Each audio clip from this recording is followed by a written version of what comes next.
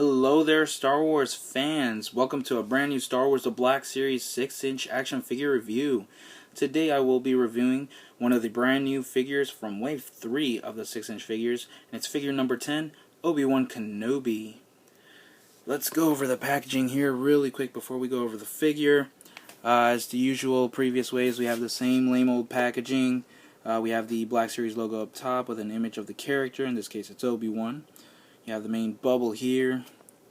You have the number of the figure and the name of the character, along with the ages 4 and up, warning, and Hasbro logos. We have this sucker up top here, which is the same as the front part of this packaging. Then on the back here, we have the Star Wars logo again, a little bit of bio, a little bio on Obi-Wan, then an image of Obi-Wan in black and white, then some little things that you should know about, like some poses may require additional support, etc., etc. So that's it for this packaging here. Now let's go over Obi-Wan's articulation. He has a ball jointed neck, which is also on a hinge. He has ball hinge shoulders and elbows, hinge wrists, as you guys can see there. A swivel upper torso, which is great. Hinged hips. Let's see. Yeah. Hinged hips and also a swivel right here. Okay. Double hinged knees. Hinged ankles with an ankle pivot. Detail wise on this figure, it's nothing special really. I think Hasbro could have done a little bit better job in terms of the face sculpt. I think they could have given a better likeness to Ewan McGregor to this figure, and they kind of didn't. I think they should have added a little bit of wrinkles to his face if it was possible. Like I said, it doesn't really look anything like Ewan McGregor. Still a decent figure and whatnot. It looks really cool, but I think with a little bit of a paintwork and whatnot, you can make him look better. However, they did add a little bit of like gray paint to him. I think they needed to add a little bit more of that on his beard. They kind of did, but again, it's sort of lacking some better paint job and a little bit of a detail in terms of his face.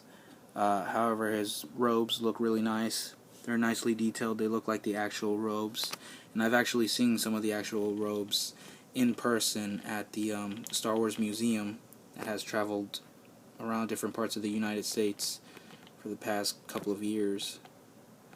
So it does have a nice likeness. The comma, the fact that it's soft goods underneath, which is phenomenal because it allows for better posability. Boots are nicely made as well. Has like two different kinds of shadings, two different kinds of brown tones, I guess, front and back. His pouches are nicely detailed. Back of his hair and on top as well has different kind of paint jobs. Front of his belt as well. And then of course his lightsaber. His lightsaber is, detailed. It looks like spot on to how it's supposed to look like and whatnot. I don't like the blade because now they're going back to what they were doing with some of the final vintage collection figures, where they're making the blade kind of a clear color, not even a color, it's just kind of clear with a very light blue tone. You can remove the blade, just like with some of the previous figures that have lightsabers like Darth Maul and X-Wing Luke, and you can clip it onto their belt like so. There you have an unignited Jedi Master. So my final thoughts are, I think this is a cool Obi-Wan. I think Hasbro could have done a much better job with it in terms of detail and also in terms of getting our money's worth. I don't think we're definitely getting our money's worth at all with just Obi-Wan and his lightsaber. I think they definitely could have given us a cloak like they did with Darth Maul. They could have given us some sort of a comlink, maybe maybe a pilot gear headset like some of the previous older figures have, you know, something to give us our $20 worth. This is not worth $20 at all. I got them off Hasbro Toy Shop for $17.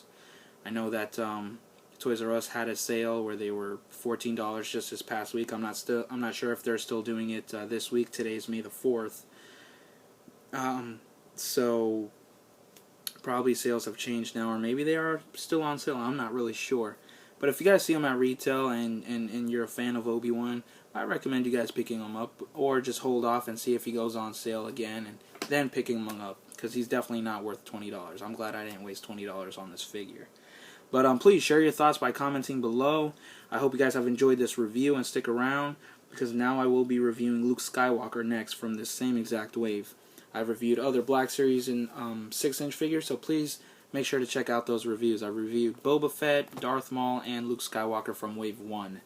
So make sure to check that out on my playlist, Star Wars The Black Series. Okay, so thanks again for watching. Till next time, may the 4th be with you.